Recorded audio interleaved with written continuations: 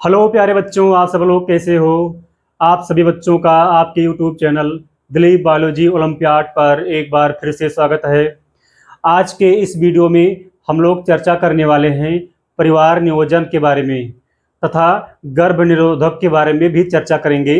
ठीक है, कि मतलब गर्भ को कैसे रोका जाए या जनसंख्या का नियंत्रण कैसे करना है, इसके कुछ उपायों के बारे में हम लोग इस वीडियो में डिस्कस करेंगे, चर्चा करेंगे। ठीक है, जैसा कि बच्चे आप सबको पता है, हम लोग जो कक्षा 12 जो जीव विज्ञान है, अध्याय 3 यानी कि जिसका नाम है जनन स्वास्थ्य, इस चैप्टर की शुरुआत हम लोग कर चुके हैं। ठीक है, और इसका जो पहला लेक्चर हमने कल चर्चा किया था जनसंख्या विस्फोट के बारे में। ठीक है, जनसंख्या कैसे बढ़ती है और उसके जो नियंत्रण के उपाय थे, इन सब के बारे में हम लोग चर्चा कर चुके हैं। ठीक है, तो बच्चे आज के इस वीडियो में हम लोग चर्चा करेंगे मतलब गर्भ निरोधक के बारे में, इनको कैसे रोकेंगे। ठीक है, और थोड़ा सा परिवार नियोजन के बारे में भी चर्चा होने वाला है। तो बच्चे ये वीडियो काफ़ी इंपॉर्टेंट होने वाला है और आप लोग जो है इस वीडियो को मतलब पूरा देखिएगा। ठीक है, ताकि आप लोग को अच्छे से समझ में आ जाए। तो चलिए हम लोग वीडियो को शुरू करते हैं। ठीक है, तो देखो बच्चे, हमने पहले वीडियो में चर्चा किया था थोड़ा सा परिवार नियोजन के बारे में। परिवार नियोजन क्या है और इस कार्यक्रम की शुरुआत मतलब कब की गई थी। तो देखो बच्चे, हमारे भारत सरकार के द्वारा सन 1951 ईस्वी में परिवार नियोजन की शुरुआत की गई थी। जैसा कि आप लोग देख सकते हैं, इसकी शुरुआत जो है सन 1951 ईस्वी में की गई थी। अब देखो बच्चे, हमने बताया था ना पहले वीडियो में कि जब हमारा भारत आज़ाद हुआ उस दौरान जो है 2 साल 3 साल भारत का कंडीशन उतना अच्छा था नहीं। ठीक है, जैसे कि मतलब खाने पीने की वस्तुएं उतनी अच्छी उपलब्ध नहीं थी। ठीक है, ये जो कृषि है, फसल है, ये सब की उत्पादन उतना अच्छा नहीं हो पा रहा था। लेकिन जैसे जैसे मतलब कृषि क्षेत्र में थोड़ा वृद्धि हुआ ना, लोगों को भोजन उपलब्ध होने लगा, तो क्या हुआ ना, धीरे धीरे जनसंख्या भी बढ़ने लगा। ठीक है, तो जनसंख्या जब अधिक तेज बढ़ने लगा, जनसंख्या विस्फोट होने लगा, तो इसी को मद्देनजर रखते हुए भारत सरकार ने जो है एक नियोजन बनाया, एक मतलब जो है नियम चलाया जिसका नाम था परिवार नियोजन। ठीक है, और इसकी शुरुआत कब हो गई? सन 1951 ईस्वी में। ठीक है, अगर बच्चे देखिए आपके बोर्ड एग्जाम में मतलब क्वेश्चन आएगा ना कि परिवार नियोजन क्या होता है, तो आप लोग ना इसका परिभाषा कैसे लिखोगे? तो लिखोगे ना, मानव जनसंख्या को कम करने के लिए नियोजित तरीके से संतानोत्पत्ति की दर को कम करना परिवार नियोजन या फैमिली प्लानिंग कहलाता है। ठीक है, यानी कि नियोजित तरीके से जो होता है ना, संतान की दर को कम करना होता है। ठीक है, देखिए किसी न किसी तरीके से संतान को कम करना ही परिवार नियोजन कहलाएगा। ठीक है, ये सरकार ने बहुत सारे नियम चलाए थे ना, हम दो हमारे दो, आप लोग पढ़े होंगे, हम दो हमारे दो। ठीक है, और भी था ना, बच्चे दो ही अच्छे, ये सब बच्चे उस कार्यक्रम के तहत चलाया गया था। ठीक है, और इस कार्यक्रम के तहत मतलब समाज में जो है लोगों को जागरूक किया जाता था। ठीक है, मतलब कि जनन के बारे में लोगों को, जनन स्वास्थ्य के बारे में लोगों को जागरूक किया जाता था इस कार्यक्रम के तहत। ठीक है, और उनको जो है प्रोत्साहन दिया जाता था। ठीक है, ताकि जो है वो जो है जनसंख्या के नियंत्रण को किसी ना किसी तरीके से कम करें। यही सरकार का मेन और मुख्य उद्देश्य था। ठीक है, तो बच्चे उम्मीद है कि आप लोग को ना परिवार नियोजन के बारे में जो है जानकारी हो गई है और ये आप लोग को समझ में आ गया है। ठीक है, तो अब हम लोग पढ़ेंगे किसके बारे में? पढ़ेंगे गर्भ निरोधक के बारे में। अब देखिए बच्चे, गर्भ निरोधक क्या होता है? गर्भ निरोधक का साफ मतलब होता है ना, गर्भ को रोकना। ठीक है, गर्भ को रोकने की विधि, गर्भ को रोकना। ठीक है, गर्भ को रोकना, मिनट, गर्भ को रोकना। ठीक है, या किसी न किसी उपाय से गर्भ को मतलब समाप्त करना या गर्भ को कम करना, या गर्भ को रोकने के उपाय या तरीके ही क्या कहलाता है? गर्भ निरोधक कहलाता है। ठीक है, अब देखो बच्चे, गर्भ को रोकने के कई सारे तरीके हैं। अब आइए हम लोग ना एक एक तरीके के बारे में अच्छे से जानते हैं। देखिए, गर्भ के निरोधक को कम करने के लिए या गर्भ को कम करने के लिए दो विधियां मुख्य रूप से अपनाई गई हैं। ठीक है, एनसीईआरटी बुक में बताया गया है। एक है प्राकृतिक विधि और दूसरा है बांधा विधि। ठीक है, एक है नेचुरल मेथड या प्राकृतिक विधि, दूसरा है बैरियर मेथड या बांधा विधि। ठीक है, तो सबसे पहले हम लोग देखेंगे प्राकृतिक विधि, नेचुरल मेथड। देखो बच्चे, प्राकृतिक का मतलब होता ही है स्वतः कोई काम होता है। ठीक है, इसमें मतलब मनुष्य का कोई हस्तक्षेप नहीं होता है कि कोई मतलब मेडिसिन का प्रयोग किया जाए, कोई एंजाइम्स हार्मोन्स का प्रयोग किया जाए, ये सब नहीं होता है। प्राकृतिक का मतलब होता है ना, हमारे बॉडी में स्वतः अगर कोई काम हो रहा है तो उसको मानेंगे नेचुरल मेथड। ठीक है, अब होता है इसमें क्या है देख लीजिए। जैसे बच्चे देखिए, हमने बताया ना कि गर्भ को कम करने के लिए मेन दो तरीके इसमें बताए गए हैं, प्राकृतिक विधि और क्या है, बांधा विधि।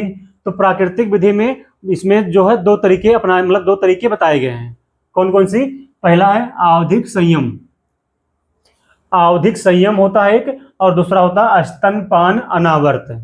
ठीक है, बहुत ध्यान से सुनिएगा, ये काफी इंपॉर्टेंट टॉपिक है आप लोग के लिए। अब बच्चे देखो, ये आवधिक संयम का मतलब क्या होता है।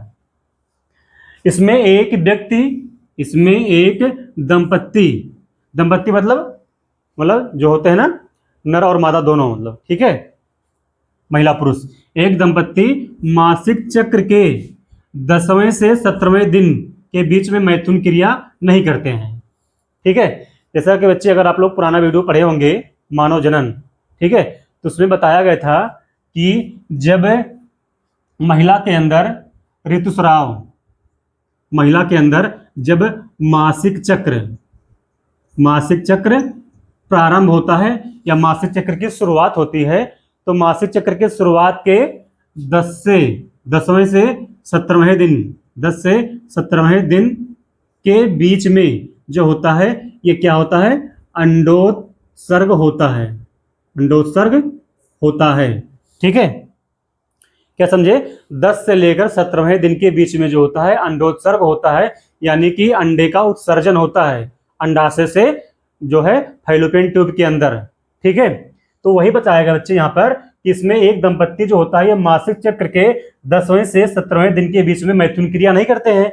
अब मैथुन क्रिया मतलब सेक्सुअल इंटरकोर्स। ठीक है, यानी मेल और फीमेल के बीच में जो है इस टाइम पीरियड के बीच में जो है सेक्सुअल इंटरकोर्स नहीं होना चाहिए या इससे बचना चाहिए। ठीक है,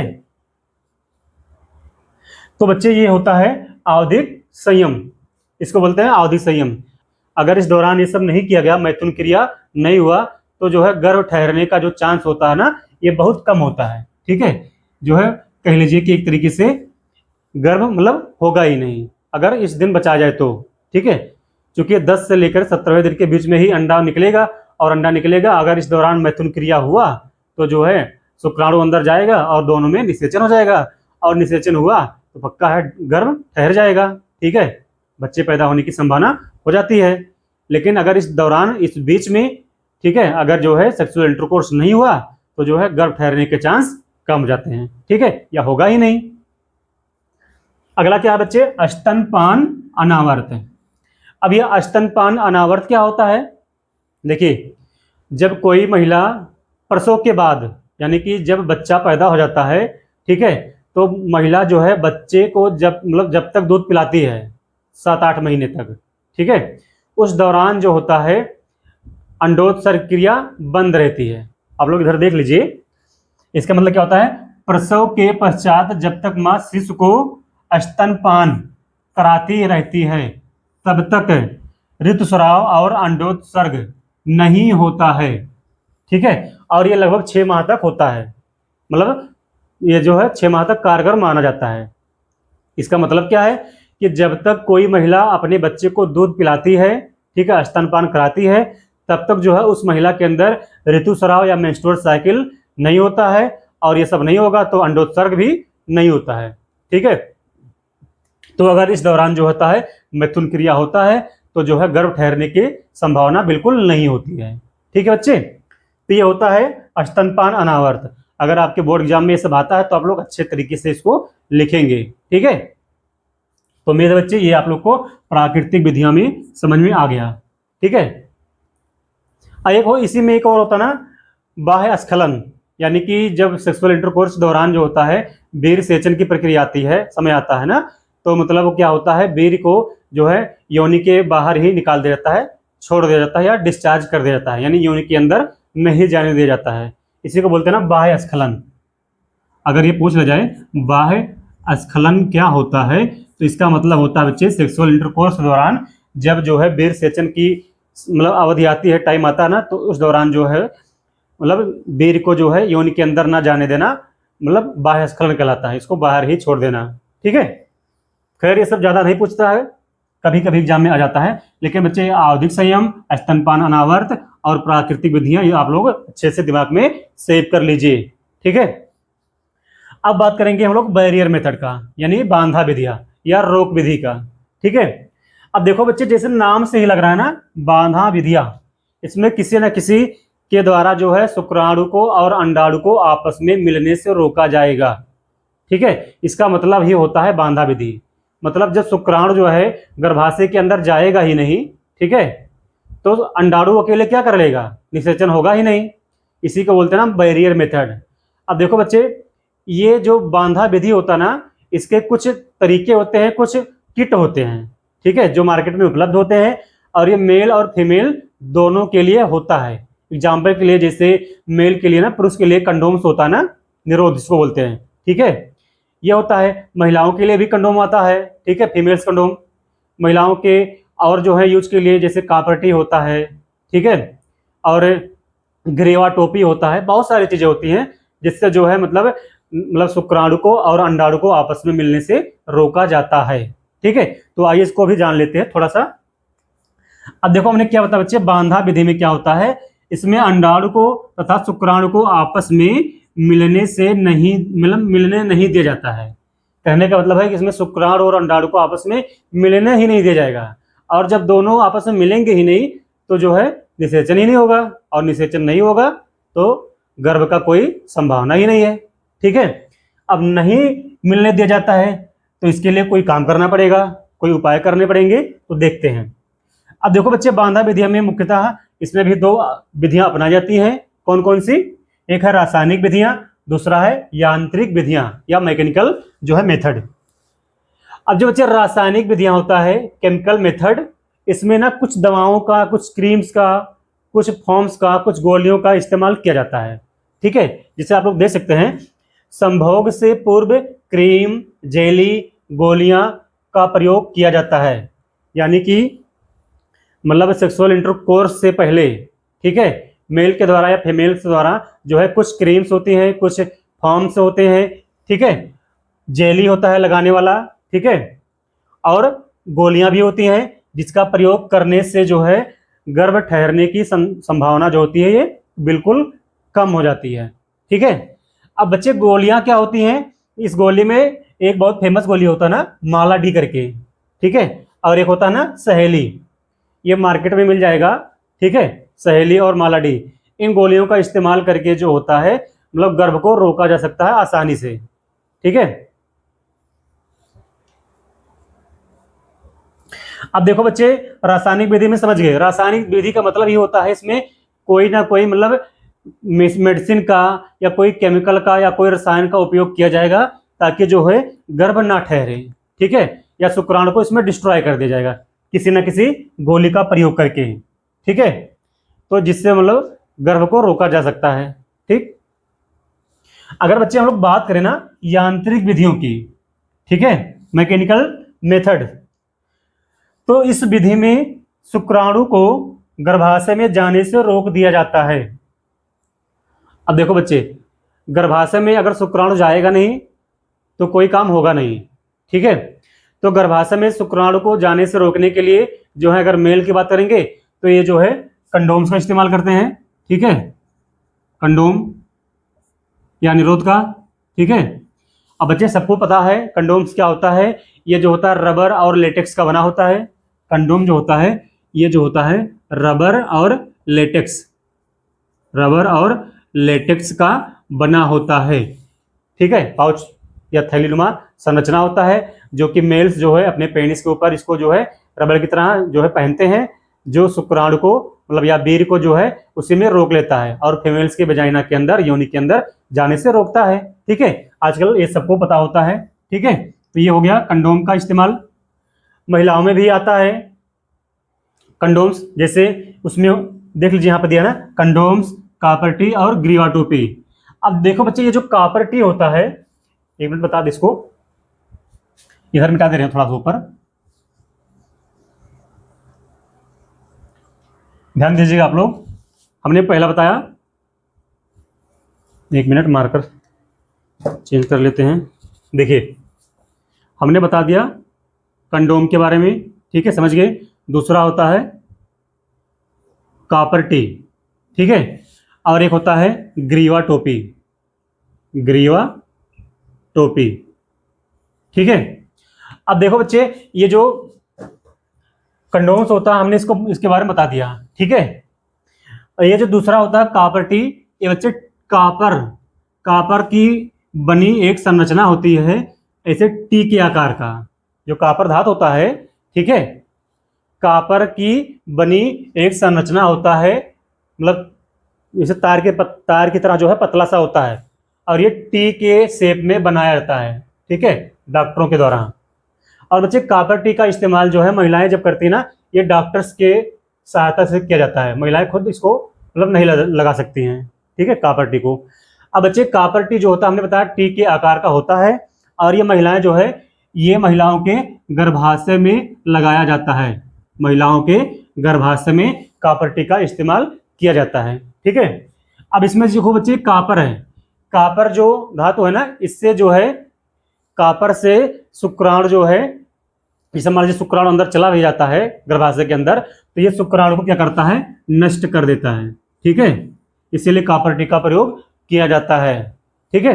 क्योंकि भाई अगर शुक्राणु ग्रीवा के द्वारा अंदर जाएगा गर्भाशय के अंदर, तो वहां पे जो कॉपर टी होता है ना, ये जो होता है शुक्राणु को वहां पे डिस्ट्रॉय कर देगा, यानी नष्ट कर देगा, ठीक। और दूसरा होता है ग्रीवा टोपी। ये बच्चे एक ऐसे कटोरी की तरह एक संरचना होता है, ठीक है, ऐसे ग्रीवा टोपी, ठीक है, जैसे मेल का ये जो कंडोम होता है ना, इस तरीके से, ठीक है। ऐसे बच्चे ये फीमेल्स के अंदर जो ग्रीवा टोपी होता है, ये जो है फीमेल्स के जो गर्भाशय के नीचे जो ग्रीवा वाला पार्ट होता है ना, ठीक है, यहाँ जैसे मान लीजिए आप लोग संरचना देखे थे ये वाला गर्भाशय का, ठीक है, ये इधर ये सब होता है, ये नीचे जो ग्रीवा होता है ना, ग्रीवा यहीं पे जो होता है इसका इस्तेमाल किया जाता है, ठीक है। और ये ग्रीवा टोपी यहाँ जब लग जाता है तो ये गर्भाशय में जो होता है ना, शुक्राणु को अंदर जाने ही नहीं देगा, क्योंकि ग्रीवा पहले ग्रीवा ही पड़ेगा, उसके बाद गर्भाशय होता है। तो जब यहीं पे जो है ये टोपी लगा रहेगा, और इसके नीचे क्या होता है, योनि होता है, ठीक है। तो ये शुक्राणु मान लीजिए यहाँ तक पहुंच भी जाएगा ना, तो ये गर्भाशय के अंदर जो है ये ग्रीवा टोपी शुक्राणु को जाने ही नहीं देगा, ठीक है, जो है। तो इसका प्रयोग करने से जो है बच्चे लगभग मतलब गर्भ की संभावना खत्म हो जाती है, ठीक है। तो बच्चे आज के इस वीडियो में हमने पढ़ा कुछ मेथड्स, कुछ विधियां, कुछ रसायनों का प्रयोग, कुछ मेडिसिन का प्रयोग, जिससे जो है गर्भ को रोकने में सहायता मिलती है या गर्भ को रोका जा सकता है, ठीक है। अब बच्चे आज के इस वीडियो में हम लोग इतना ही पढ़ेंगे, और इसके आगे हम लोग पढ़ेंगे अगले वीडियो में कल जो है शल्य क्रिया चिकित्सा के बारे में, ठीक है। मतलब जो नसबंदी बोलते हैं ना, नसबंदी महिलाओं में कैसे होता है, नसबंदी पुरुषों में कैसे होता है, ठीक है, और नसबंदी होता क्या है, अगर नसबंदी हो जाएगा तो क्या महिलाएं फिर से मां बन सकती हैं कि नहीं बन सकती हैं, इसके बारे में हम लोग बच्चे कल वाले वीडियो में चर्चा करेंगे, ठीक है। आज के वीडियो में बस इतना ही। अगर बच्चे आपको ये वीडियो अच्छा लगा हो तो आप लोग हमारे चैनल को सब्सक्राइब कर लीजिए, ठीक है, ताकि जो भी वीडियो हम अपने चैनल पर अपलोड करें वो आप लोग के पास तक पहुंच जाए, ठीक है। तो बच्चे आज के लिए बस इतना ही। Thank you.